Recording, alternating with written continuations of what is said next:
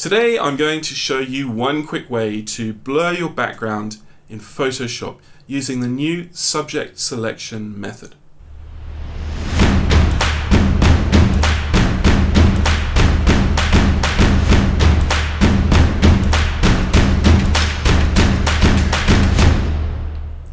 Hi, my name is Will and this channel is all about nature photography. So for me, that means African wildlife, birds and landscapes, as well as the tools that I use to capture them. If you want to learn more about nature photography with an African slant, then hit that subscribe button now. You can also find more tips on my website, as well as stories and information about some of the greatest wildlife destinations on the planet. It's all linked down below. So I have to say that I don't use this process a lot because most of the time I'm shooting with fast f2.8 or f4 glass. But sometimes I do use a slower telephoto and I just want to tidy things up and make the background less distracting. And I've been doing it a lot recently with some older shots taken with the massive Sigmonster, the 6 kilogram Sigma 300 to 800. At the long end, the constant f5.6 aperture it's fine and doesn't need any help, but at the wider end, 300mm, well, let's just say that f5.6 is not that fast. So I wanted to tidy these shots up. Now, there's plenty of other ways out there and plenty of other videos, but this one, using subject selection, is really easy and really suitable for wildlife photographers because for the most part, we are usually already starting with some background blur.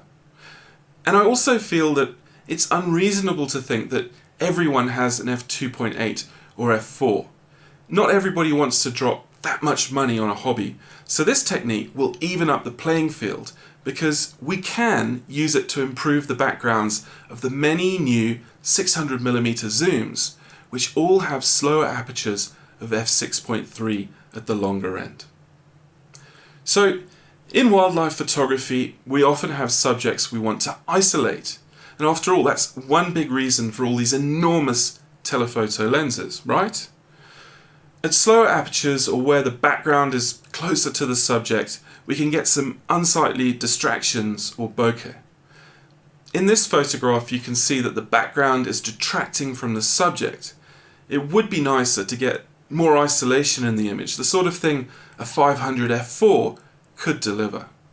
So, before we jump into Photoshop and see how to do this, I just want to ask you to please make all the adjustments you need in Lightroom, especially noise reduction. You'll see why in a minute. To take the image into Photoshop from Lightroom, right-click and then choose Edit in Photoshop. Once it opens, our objective is straightforward. We want to blur the background without impacting the subject. To do that, we'll create two layers and work on them separately. One layer will hold the background and the other layer will hold the subject. So once the image is open, you'll see over in the Layers panel that it's locked. We can't edit it. If you can't see the Layers panel, then go to the Window menu and select Photography and reset to default. So to start off with, we need to create a new layer to edit that instead of the background. And just as an aside, I don't usually recommend unlocking the background layer as it's a clean starting point and we're going to need it later anyway. We can create a copy of the background layer by dragging it onto the new layer icon. Now, let's give it a name. How about blur? And I'm not thinking about the band here.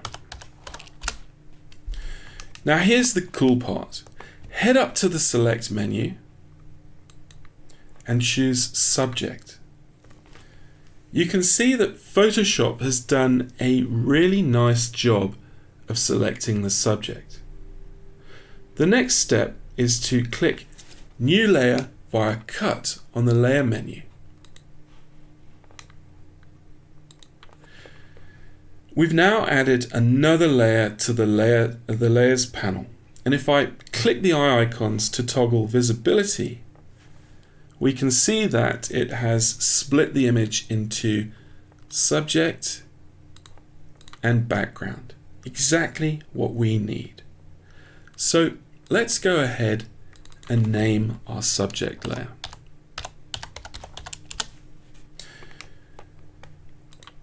Now, let's click on the blur layer to make it active, and then we're going to head up to the filter menu. We need to apply a nice field blur to this image. The field blur is in the blur gallery menu item. Once we've clicked, we see a dial control come up on the window, and we can move the value to increase or decrease our blur. Now don't go crazy here, just keep it believable and realistic. I'm going to push it because we're doing a video and you need to see a difference in this case. So I'm going to push it quite a lot. Let's say about there. Once we're happy with the blur, we can go ahead and click the OK button. But we still need to do a few things. We need to tidy up the edges of the subject so it blends in nicely with the background. And we can do this by hitting the Create Layer Mask icon. And that's with the blur layer selected. Now activate the mask by clicking it in the Layers panel, and then hit the B key to activate the brush tool. We want a nice soft brush, so check your hardness is reduced. With the feather on the brush nice and soft, we also want to make sure that we've got a black color selected, and I've got that selected in my foreground color here. What this is going to do is reveal the detail held in the locked background layer underneath our mask. So using the brush, just carefully paint around the edges of the subject.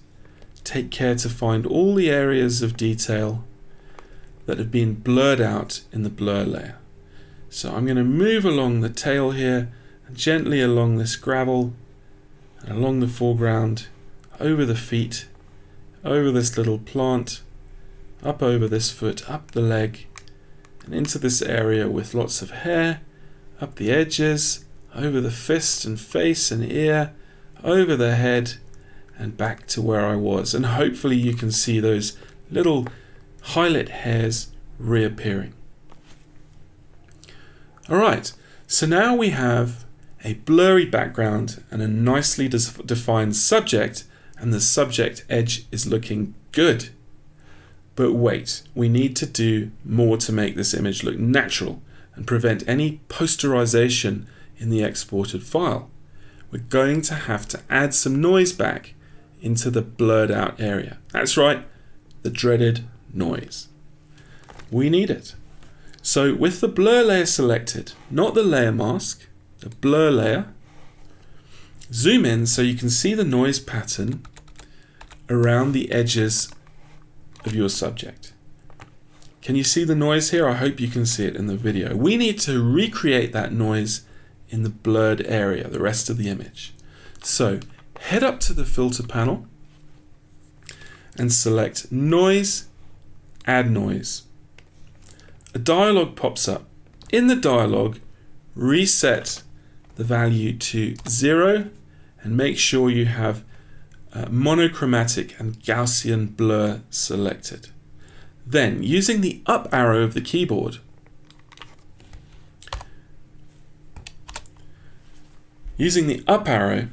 just gently increase the noise until it matches this ring of noise around the edges of the subject.